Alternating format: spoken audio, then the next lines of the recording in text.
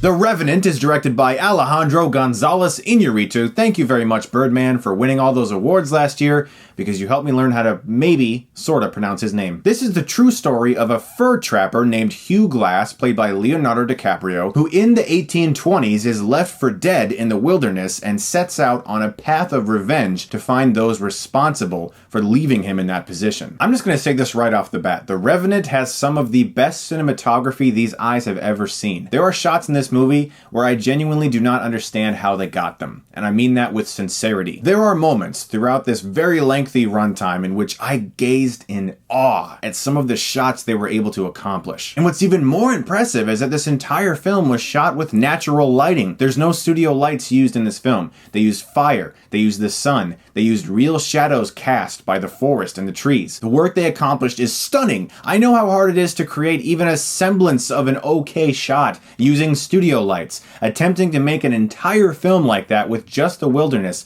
and very remote locations, it's mind-boggling to even think about doing. And it paid off, because this is one of the best looking films I've ever seen. But beyond the style, is there any substance to this film?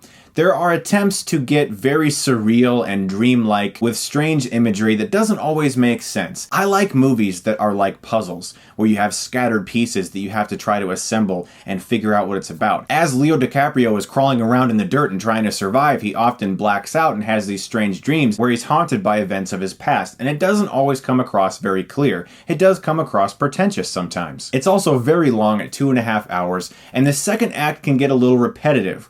That's it. The rest of this movie, I pretty much loved. This is a brutal, disturbing, violent movie in which one man is pitted against nature, and nature is not playing nice. And Leo DiCaprio was great in this movie. He has very minimal dialogue, and some of it isn't even in the English language. He was really good. This is some of the best work I've seen from him, and this guy has done everything at this point. He's consistently surprising as an actor, and I loved his performance in this movie. Let's talk a little bit about Tom Hardy, who's also in this movie, because without spoiling anything, I'll say that he is, in a way, directly related to Leo's path of vengeance. He is dead center in DiCaprio's path of revenge, and he's also very good, although he does fall back on what I call the Tom Hardy mumble. Take back your city, and you have my permission to die. Mad Max. Water. Give me water.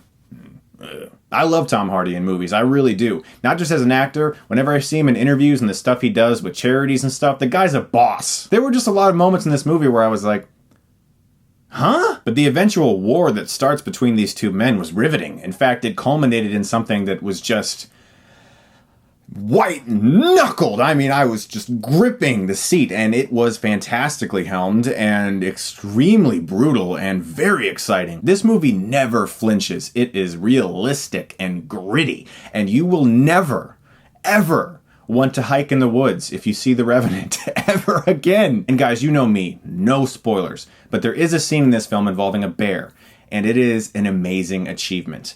I don't know how they did it. I have no clue. This is a gorgeously shot movie with terrific acting, brutal action, and amazing camera work that I genuinely couldn't figure out. It's very rare for me to go to a movie nowadays in which I leave going, how did they do that? Mad Max Fury Road had some of those moments, as well as The Revenant, both Tom Hardy movies. Good job, Hardy, you're picking good projects. This movie had mini scenes that I honestly have no idea how they accomplished it. I'm gonna give The Revenant an A-. Guys, definitely check out The Revenant when it comes out. It does get a little pretentious with its imagery, and it is over long, but it is a gorgeous movie and definitely one worth seeing. Guys, thank you so much as always for watching, and if you like this, you can click right here and get Stuckmanized.